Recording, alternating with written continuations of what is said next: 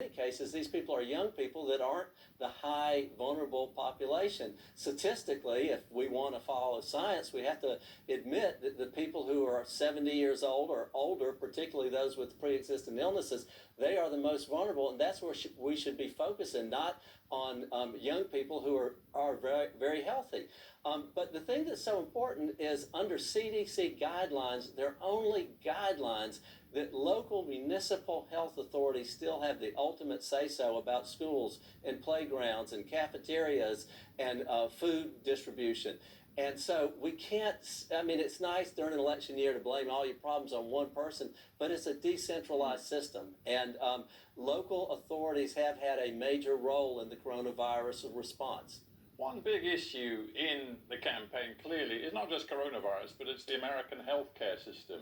Seems a very challenging environment for you Republicans, and Donald Trump in particular, to go to the American people and say that you continue to want to completely undermine and repeal Obama's Affordable Health Care Act, and yet you still have no idea what you'd put in its place. Is that a message that's going to resonate with the American people? Well, I think it is, because people know that the health care sector of the economy is huge and major, and it does not lend itself to centralized planning.